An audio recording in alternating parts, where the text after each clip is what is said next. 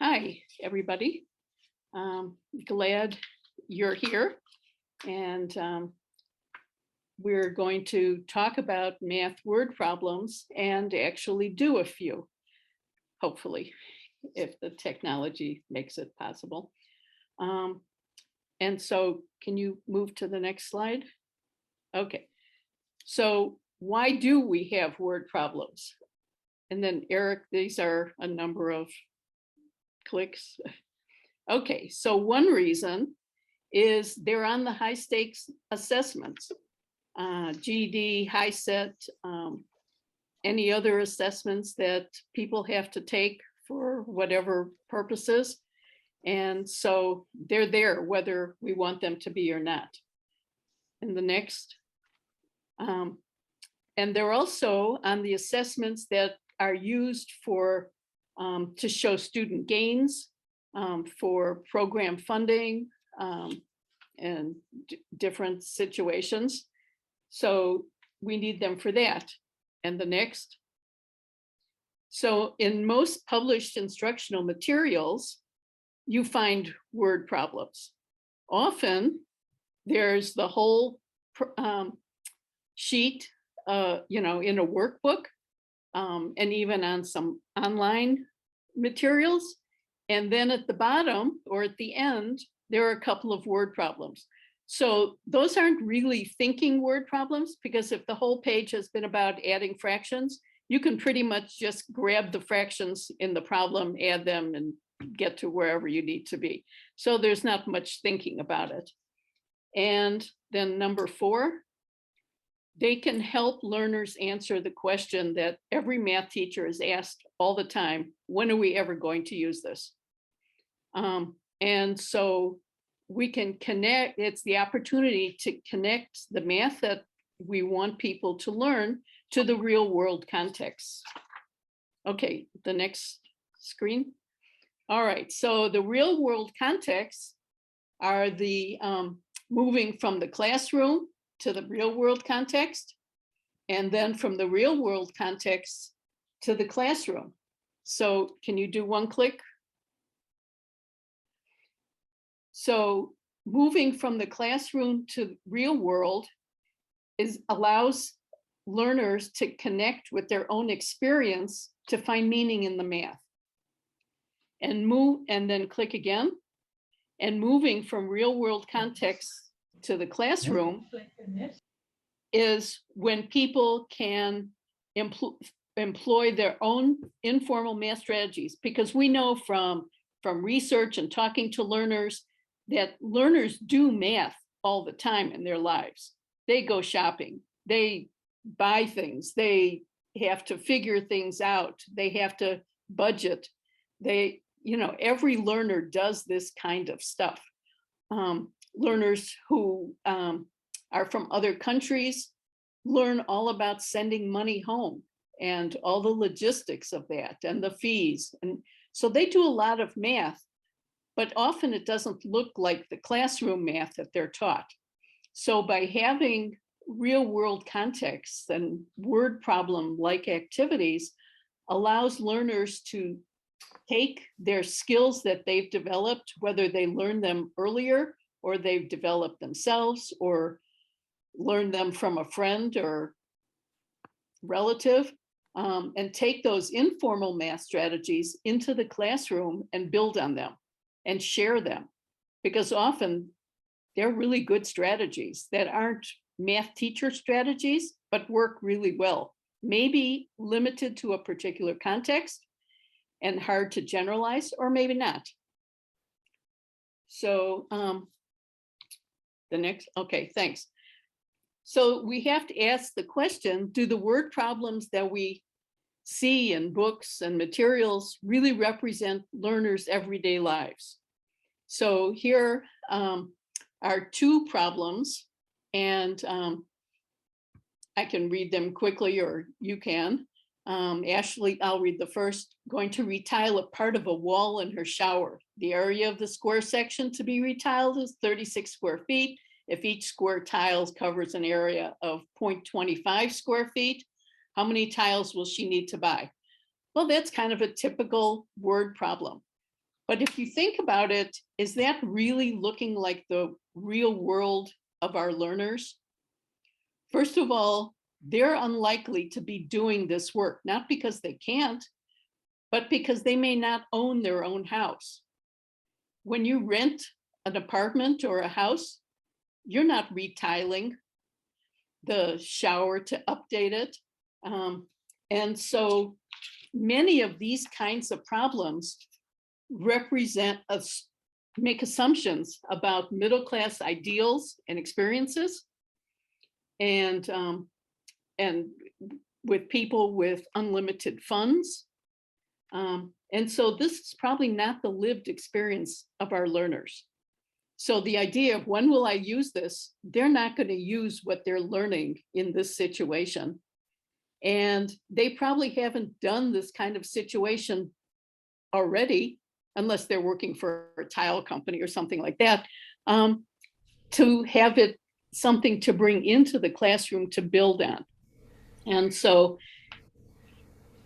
just as something that we can think about is we can create our own word problems for in-class learning. I mean, we can't do much about the ones on the high set or the GED or something like that. But for learning purposes, we can do better by making word problems to work on in class represent the real lives and real lived experiences of our learners. You want to hit the next page? I thought this was kind of interesting about real world context for immigrant learners. This was a study done in England and with a bunch of adult learners who immigrated from Zimbabwe, didn't have a lot of education before they came to England. And so these are the quotes from one of the conversations in the text. Taina says, last year when I was doing level 1, we were taught how to cook, what do they call this? They cook for Christmas? And the group says, a turkey. And she said, yeah, a turkey. And when we asked why we're doing this in a math class, our tutor told us it was because there are measurements, because an hour and minutes for cooking, that's why they were doing it in math class. And so later the tutor was interviewed as well. And she explained, I could use examples from other cultures like recipes and so on, yes, but that would not come in the examination because the examinations are British based. So she's thinking that I need to help my learners get the cultural stuff that's going to show up on the test. And so in my class, I might as well use those examples, even though they have very little meaning to my learners. So that's kind of a balance that we can think about as we figure out what to do with word problems and how to prepare people for word problems and how to use word problems as an opportunity for increasing understanding. So do you want to hit the next? Okay. So the process for solving word problems seems to have 4 steps. First, you read and decipher the problem. Second, you create a mathematical model of the situation, a mental one, although you could use paper. And that's often called mathematizing. And then you actually solve the problem, which usually requires some math. And then you should reflect back, does this answer make sense for that problem? You know, reading the problem again and thinking about, does this answer the questions? So we can talk about at least the first 2 of these. So can you click? Thanks. So reading the problem.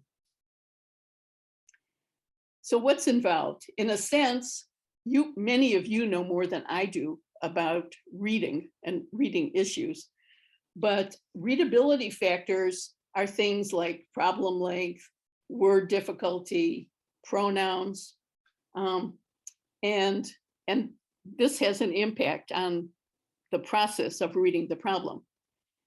And then also the format of numbers. There's been some research that showed that people have an easier time when the numbers are written as Arabic digits rather than in words, especially for large numbers. And so people kind of have one more thing to read as opposed to the number in Arabic digits just is there for them. Can you hit the, and then there are these kinds of words that have special meanings in math that are different from the meanings in everyday life. Words like yard, a yard has a mathematical meaning, the measurement of 36 inches, but there's also a backyard and all those kind of things. Same thing with table, base, similar, mean, odd, even, face, proper, product, all those kinds of words that cause complications when you read the problem. And then finally, the styles of communicating. In math, there's called the mathematics register, which means kind of the style of how you talk math, which is a little bit different from how you just converse with somebody. And so these kind of add complexity to just reading the problem. It's not just straightforward. Well, just read it. We read a story yesterday, just read this story. But when it's a math word problem, it's not just like reading a story. There are all these other things that have an impact. And so here's this, this quote, unsuccessful problem solvers use direct translation strategies, operating on numbers and key words from the text, bypassing intermediate information of a model of the situation. On contrast, successful problem solvers use problem model strategies when they form a mental representation of the situation and use this model to plan and assess their strategies. Now you notice I haven't even mentioned keywords. And that's a strategy that many teachers encourage students, underline the keywords as you read the problem, and they'll help guide you in what you need to do to solve the problem.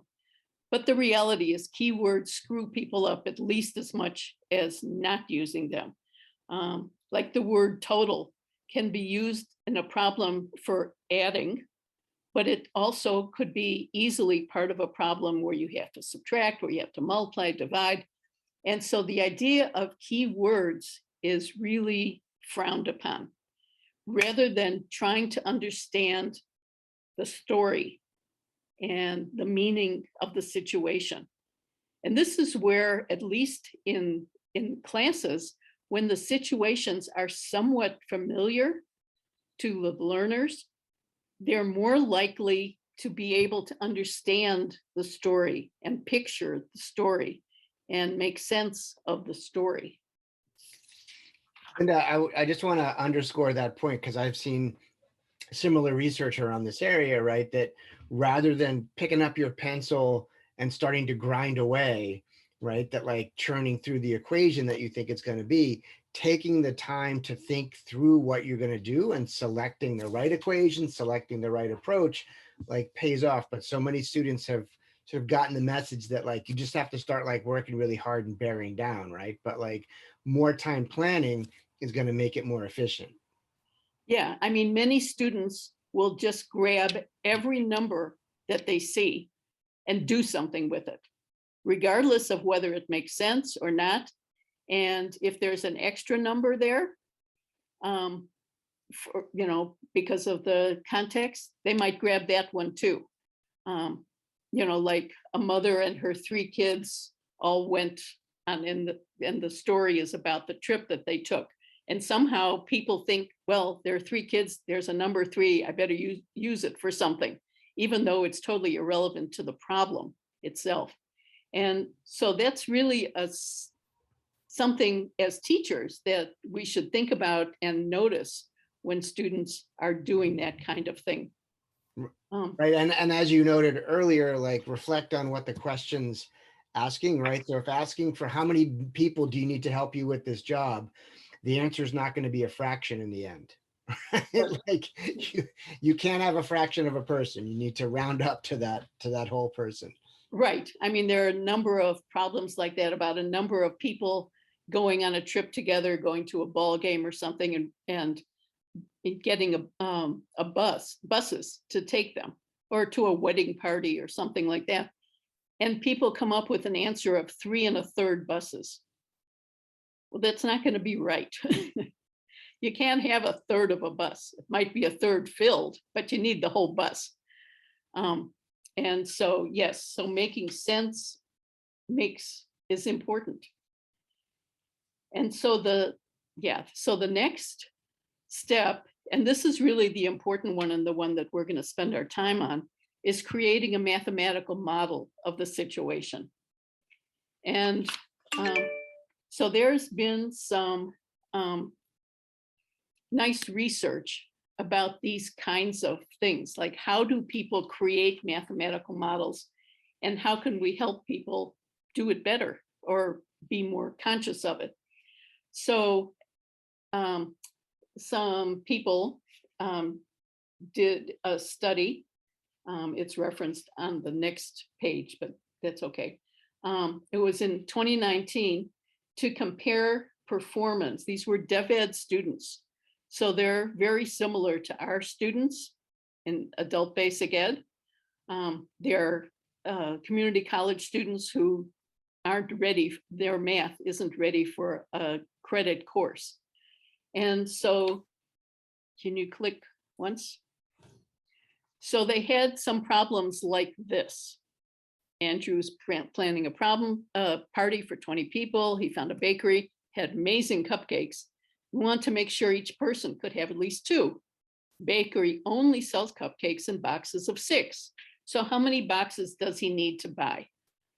So this is a pretty straightforward problem that, isn't exactly just grab all the numbers, but you can, it's a situation that's familiar, that makes sense. And so what they did was, click once more, is they took the problem and took the numbers out. And so you couldn't just calculate to come up with what to do.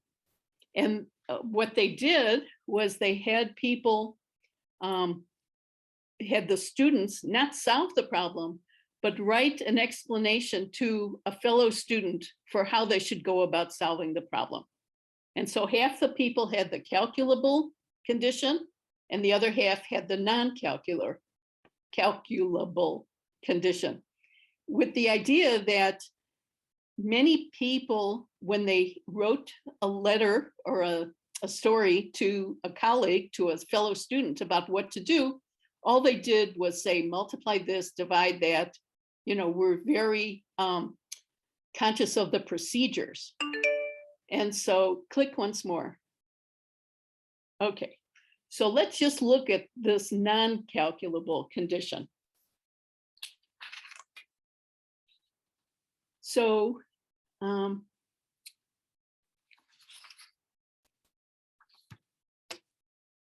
if you read it, it's a little bit different. You can't say just do this and do that. You have to imagine that there are numbers and quantities, and it forces you to make a little more sense of what the problem is about. And so then what they did, thank you, was they had a follow-up transfer problem. And that was this. There are 32 students in a class, 23 of the students like cats, 18 like dogs, 10 like both cats and dogs. How many students do not like either cats and dogs? And they found that the students who had been writing about the non-calculation problems, 3 times as many were successful on the transfer problem, which I thought was really interesting. So to that end, click once more. I would like you to take a few minutes to try and do both of these problems. Okay, start with the first. Just jot down, what you would have to do to solve this first problem, and then see what you could do with the second problem. And we'll just take a few minutes.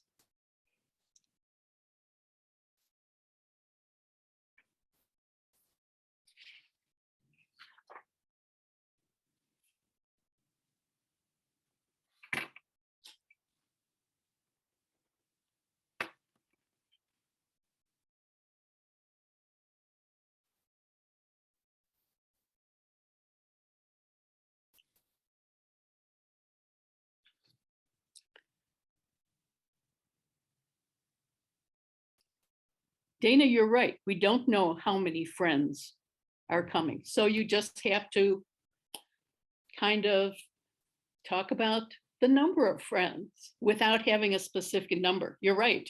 I mean, and that's what makes it different from a problem that you can actually just come up with one number for an answer.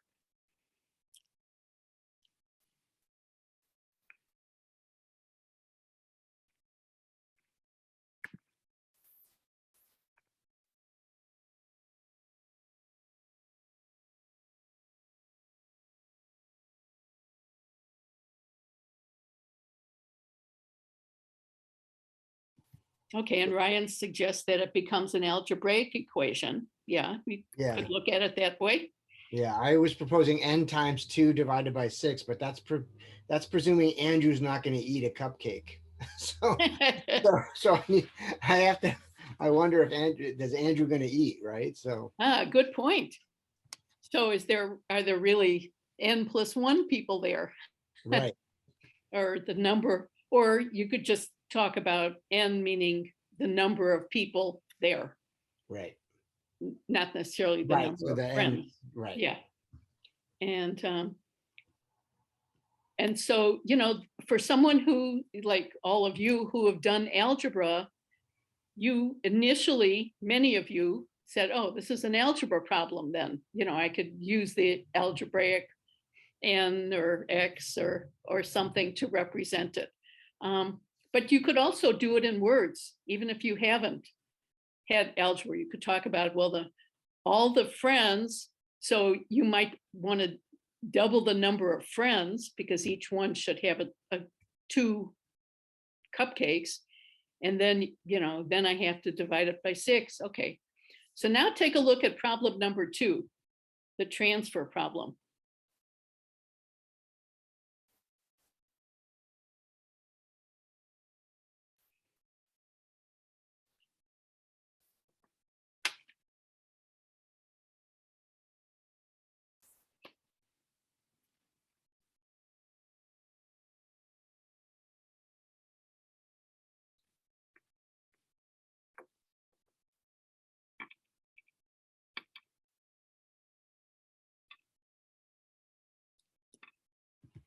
I don't know about people that don't like either cats or dogs as people.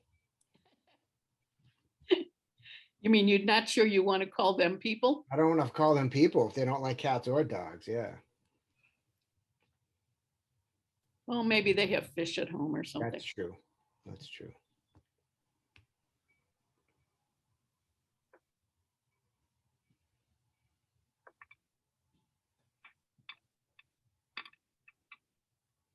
Or as Karen said, or Ryan said, pet snake or tarantula. Yes, it's true.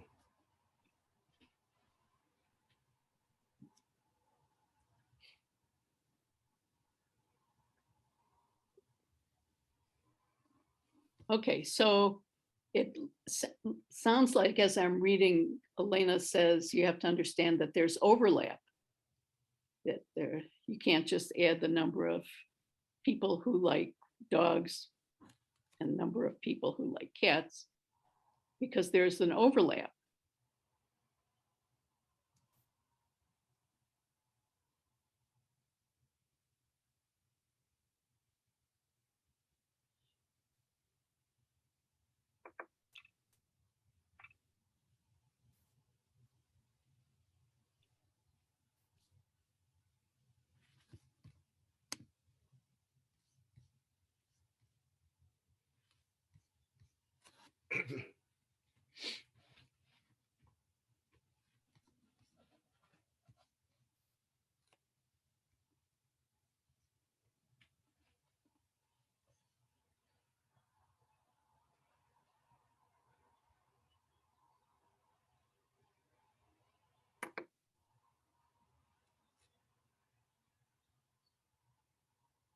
And Yasmina has an interesting comment.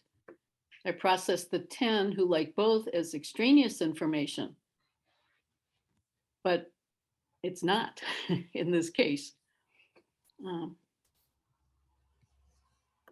And Ryan, a Venn diagram. Okay, so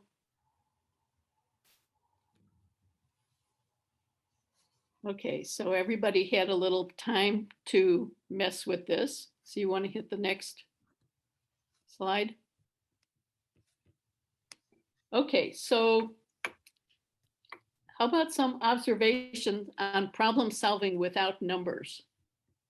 That was the first one about the party, Andrew's party. Somebody can unmute their mic and just comment out loud, which will be fine. Anybody?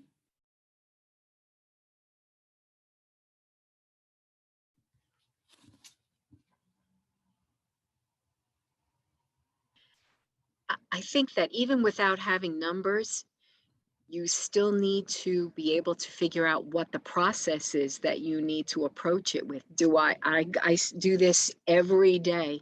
I have to make them take a step back and figure out what do we need to do here? Do we need hand actions? Do we need to remove? Do we need to put it in? So even without numbers, there's a process of what do I need to do?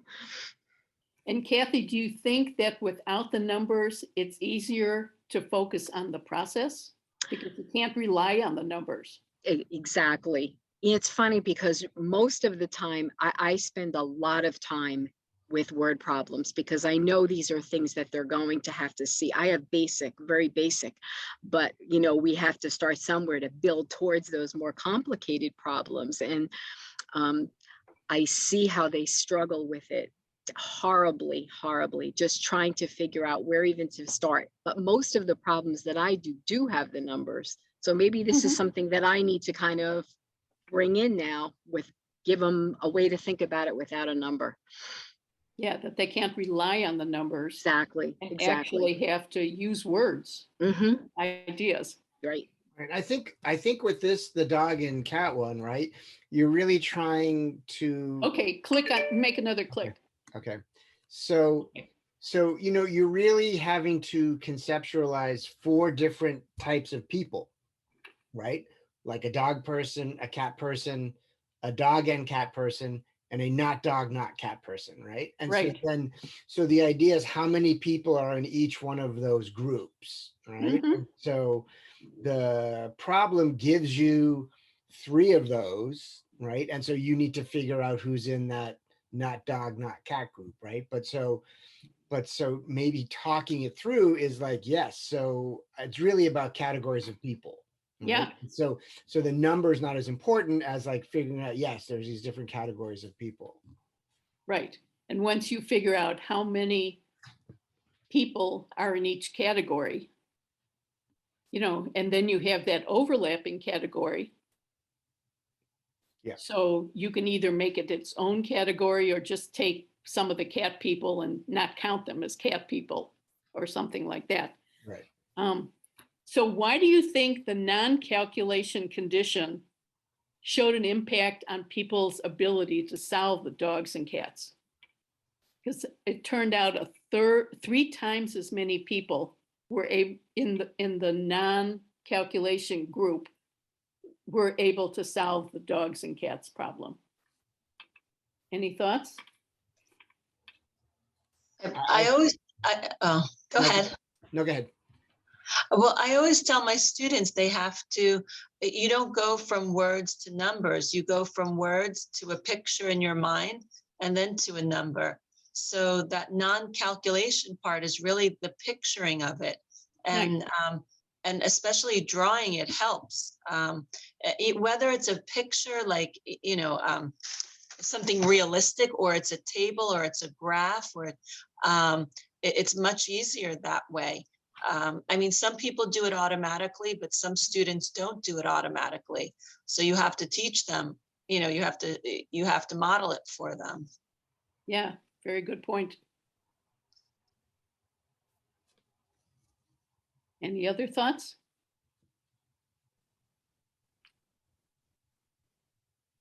Well, I'm glad you brought up the idea of a picture, and some people have mentioned it in the chat as well, about Yes. a diagram or a table or something.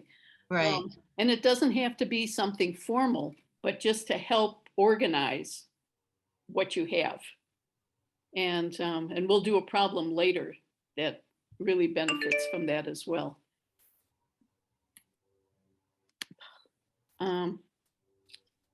Okay, so during such a process, whoops.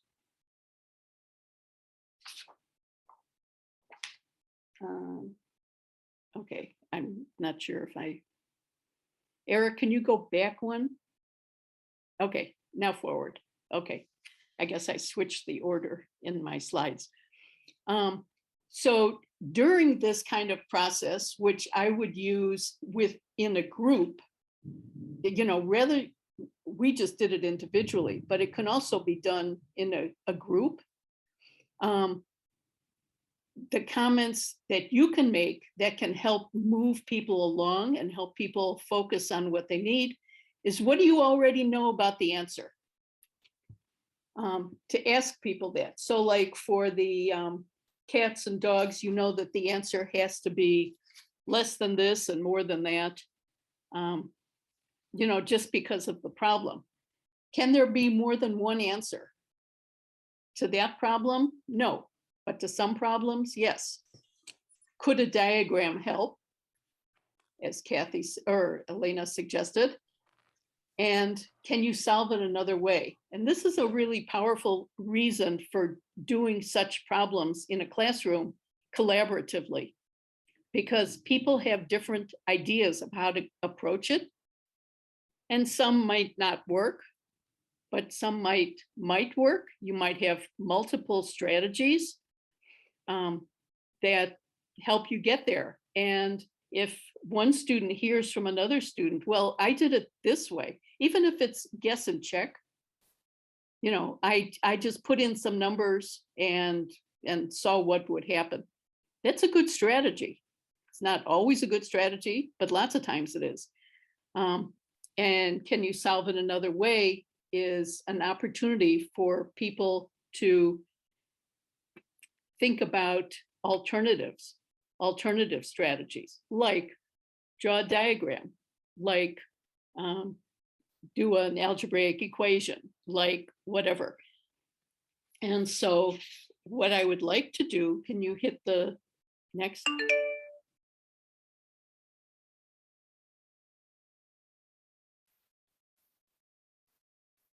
Okay, so take a look at this little thing at the bottom. Maya answered 76 questions on her test correctly.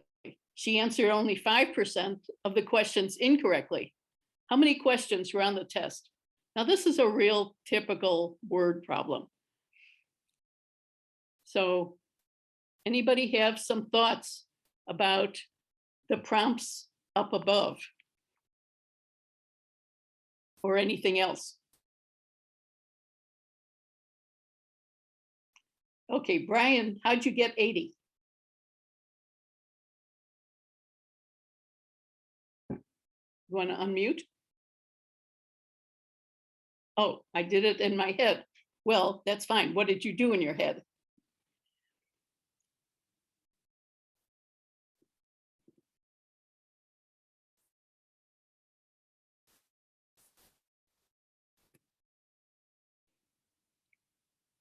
Saw that 4 were wrong. Well, how did you know 4 were wrong?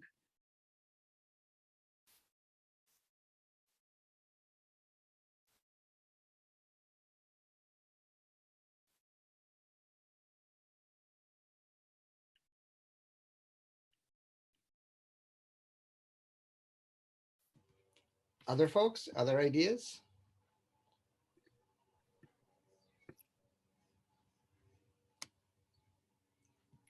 Okay, somebody set up a proportion.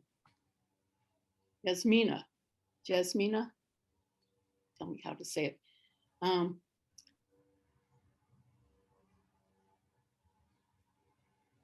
X was the total number, so 76 over X equaled 97%. She corrected her. 95%. Okay, that works. Equals 95%, because that's the percentage that was correct. That's okay. And Suzanne drew a circle with parts and wholes and percents. Did anybody just take a guess at 80 and then work backwards? Somebody could have done that as well. A guess and check strategy. Said, well, let's see what 80 would do. As it happens, it works. Right? Brian came up with 80, right, as his guess. Yeah, so that was, but it could have been just a guess, which was fine. And then you see if it works. You know, so those kinds of strategies, by students seeing other people using different strategies, find that different things work in different situations at different times. And, you know, it kind of adds to the portfolio of strategies that they have. Okay, you want to hit the next? All right, so what I would like to do is to break up the group into breakout sessions. And so here are some of the strategies that we mentioned. What do you already know? Whoops. How do you know? Can there be more than one answer? How do you know? Could a diagram help? Can you solve it another way? So spend a few minutes with a group, and Eric will send you off to groups working on these two problems. And both of these have no numbers, pretty much. Okay, Eric. All right, so I think the best thing would be for people to take a screenshot so that you can see both of these, because I think when I put you in the breakout room, you should be able to see this. You still may be able to see it, just in case. Okay. So, all right, so I'm gonna create some breakout rooms. I'll put, let's see, I'll put,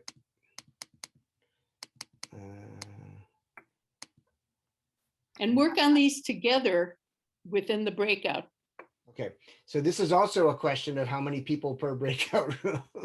You want whole people. So I'm going to create 10 breakout rooms so that there'll be 3 to 4. I'll make it 9, so it's 4 to 5 participants in each. Okay, perfect. Okay, so I'm opening the rooms now.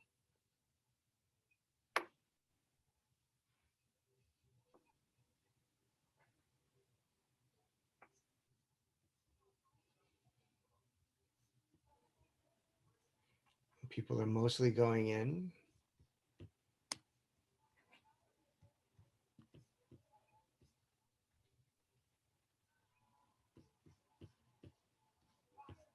Okay, I got assigned a breakout room, so I'm gonna go join it for a minute and then come back. Okay. Just so I know what's on the screen. Okay.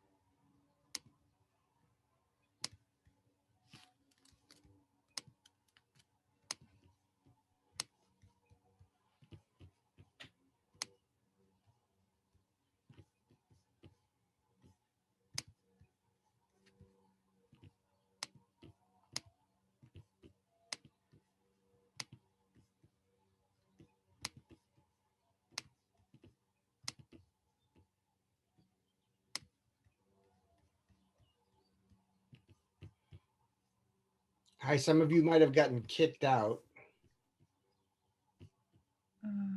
I know sometimes that happens with the breakout rooms. So I will try to reassign you.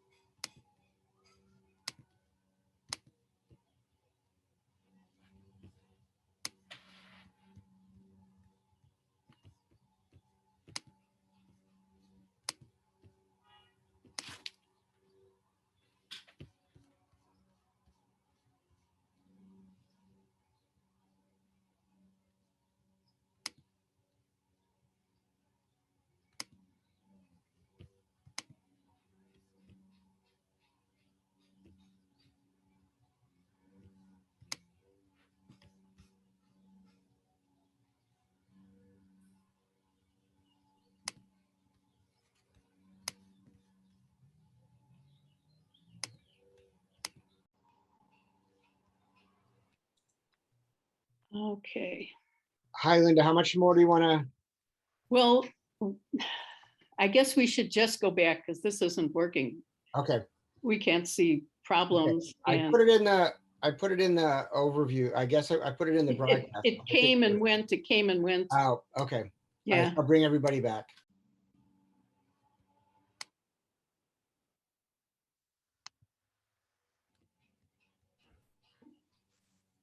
That's it? We didn't even talk. Wow. No, we're not Sorry. done Yeah, yet. we scratched. Oh, Sorry that no. you couldn't At see least anything, this time right? I didn't So, get kicked out of the meeting altogether. yeah. Oh my goodness. Let me So turn off my did mic. some of you have a screenshot of the problems? No. Yes. Y- I Yeah, did to my friends. Yes. Yes, Yes, I we think did Ryan that. had dropped it in there, right? So, That was good. You told us to do that. yeah. Yeah. Sorry about that. But Linda, I think some people got a chance to talk about it. So, Okay, so we can talk a little bit and then go from there. And I had another place where we were going to break out, but maybe we won't do that. We'll just talk together. Okay. And we only did one. Okay. So those of you who did do one, what'd you do? We debated a lot. Which No, we one did didn't, you work on? We were looking at the first one about the Uh-huh. woman at the dollar store. Mm-hmm. And Linda, you there? Yes, I am. Okay. We figured out, since We she were- paid with a 20, The 5 denominations was the first thing that we were zeroing in on. What Right. could the possibilities be there, right, Linda? exactly. That the way, when you asked, what do you already know about the answer? We knew it had to be 5 different types of money because that's what's required. Right. So we worked backwards from there. We Right. knew we needed at least tens, fives, ones, and at least some change based Right. on what the actual problem said we had to have. Right. So if you just pick randomly and say you want a 10, a 5, a 1, a quarter, and a nickel, and you add that and subtract it from 20, there's at least one answer. So, Okay. At least one answer, or well, because then I could One. randomly pick anything else I want to, okay, and I could recreate that each time, but each time I would meet the requirement of the problem, which is that I could have 5 different denominations. right. Exactly. And that's what our group did, and we were so proud. As well, you should be. And if you had lots of time, whoops, can we go? Wow. Whoops, there we are. If you had lots of time, one question might be, how many possible answers are there? Whew. And well, we're not going to spend the time doing that, but that's a possibility. Can there be more than one answer? How do you know? And how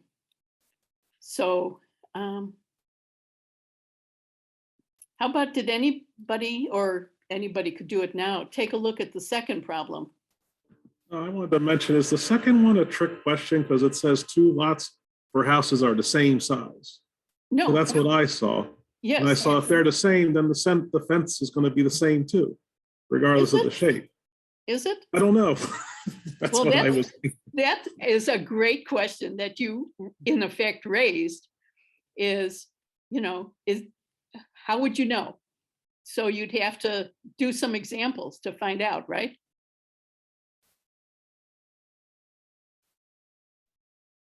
So we were looking, if it was that you're looking at, say, square footage, like Yes. even though there are different shaped square footage, and we were just starting to look at the numbers. But what I did was I got a square number, so say a 3 by 3, which gives me 9 square feet. I then put the 9 square feet into a rectangle and made the sides, 2 by 4.5, which multiplied to give me the 9. And then you do the perimeter and work out they're not the same. The square one needs 9, 10, needs less. Okay, and then But I didn't get to the point where I was trying, would the square one always need less, which is what I was going Right. to do. And then there's the other the example that's listed is that the other one is 4 times as long as it is wide. Yes, I missed that piece. I started with that doing a 1 and a 4, and then went on to the square and worked backwards, but I forgot that piece. Okay. So even using your 1 and the 4 as possible numbers. So the area for that, because the areas are the same, so the area for the square one would be 4. Right? Because you said 4 by 1. Yeah, so then your square one would be 2 by 2 2 to by get you 2. the same 4. So your perimeter for that is 8, and your perimeter for the other one is 10. Yes? 4, 8, 10, Yes. yeah. Yep. Yeah. Yeah.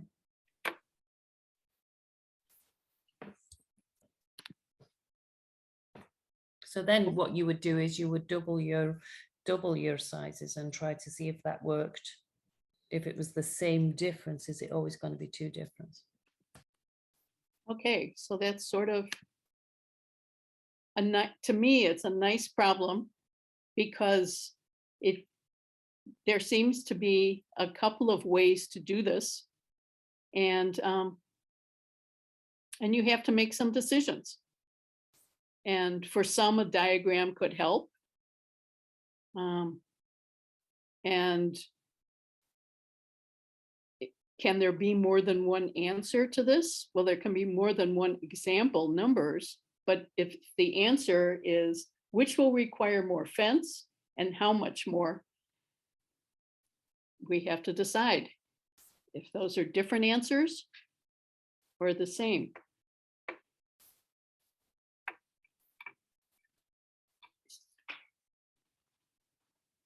Any thoughts about these kinds of problems as opportunities for messing around with word problems and thinking about solving word problems? Any thoughts?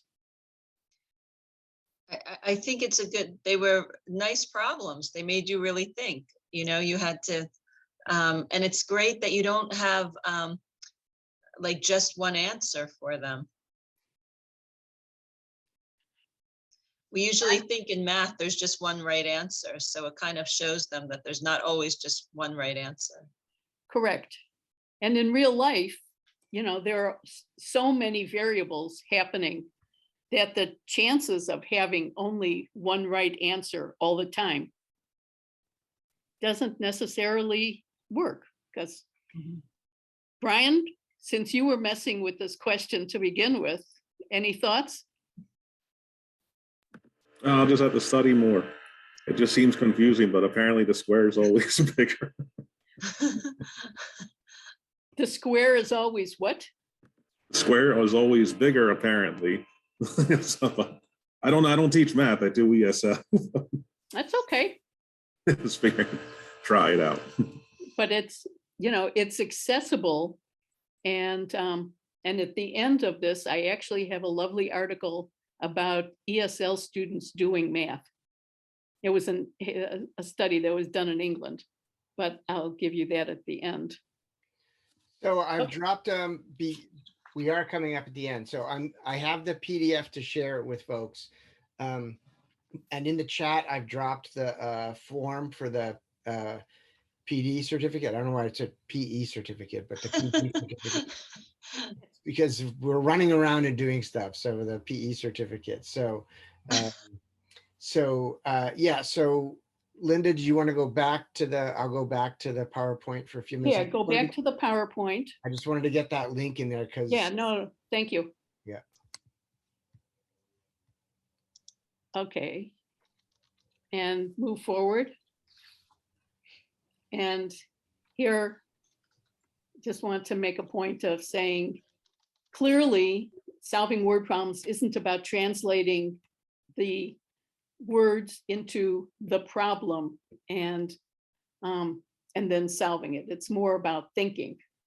So word problems should not be the add-on, but rather can be the beginning, the forefront of the education, the thinking. And then you can get a little more efficient about, area, because of the problems that we just did, or the other content in some of the problems. And that we should create word problems that make sense to learners and that they can bring in their own knowledge.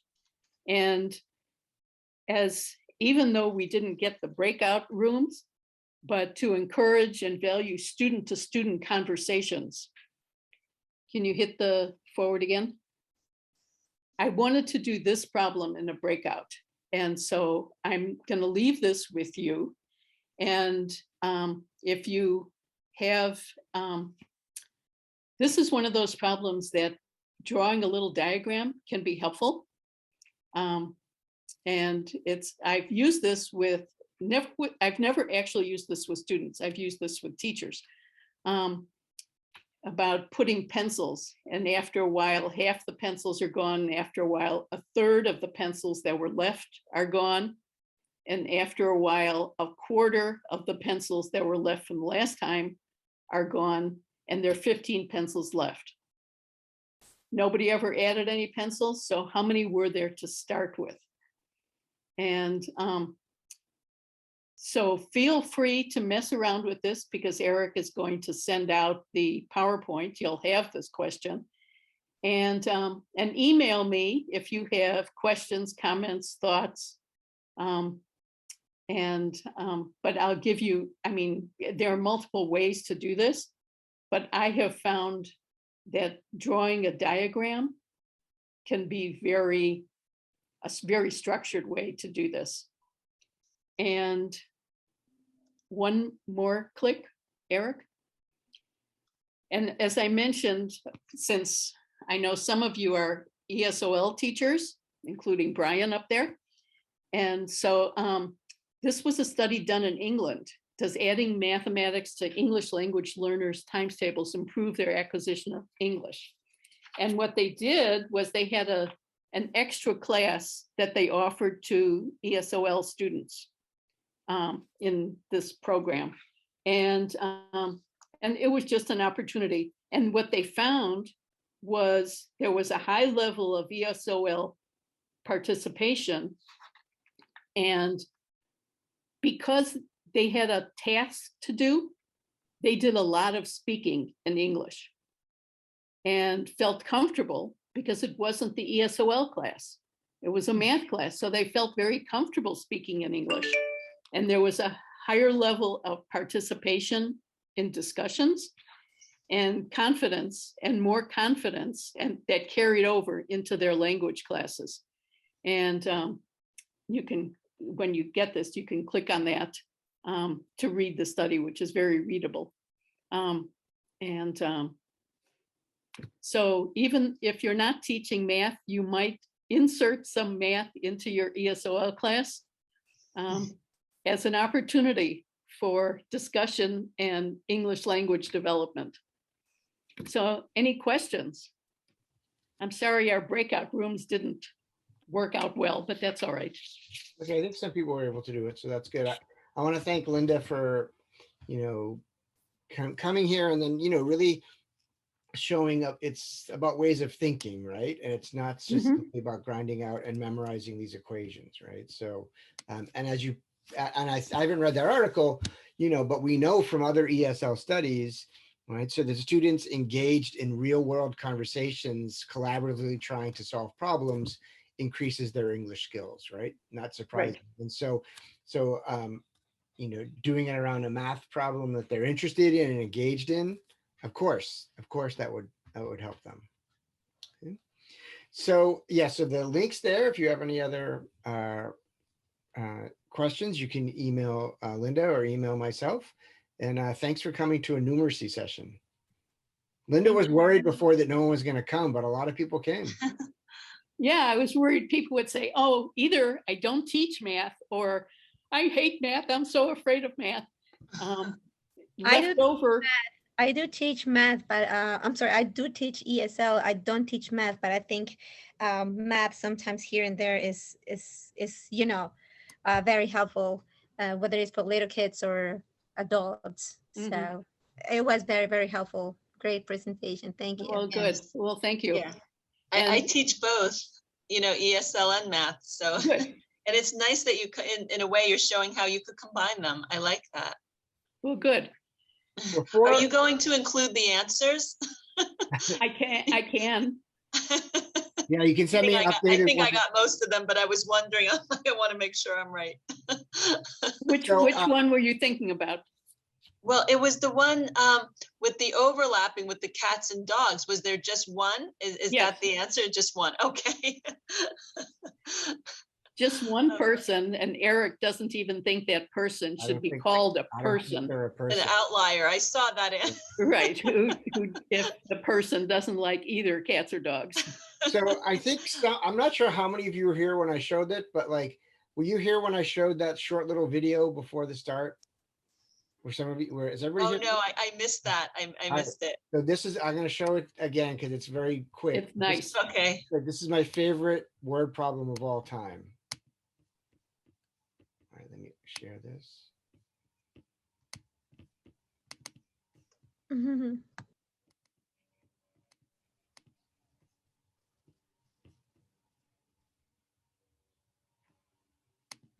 Jaden has $1 bill, 1 quarter, and 2 pennies.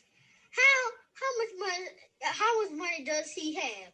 Jaden broke. Oh, that's so cute. Greatest word problem of all time. It is the correct answer. Jaden. Yes. Yeah. Wait, did you give us the link for that? Just look up Jaden broke and it's gonna come up. That one was subtitled in Italian. So I think it's gone all around the world at this point. Just look up Jaden broke. Yeah. Okay. All right, I want to thank everybody for coming. Thank you all. Thank you so much. Thank you. For work on numeracy. It's an interesting, Yeah. and important area. Thank you all for being good sports and Okay. messing with something that maybe you don't do every day.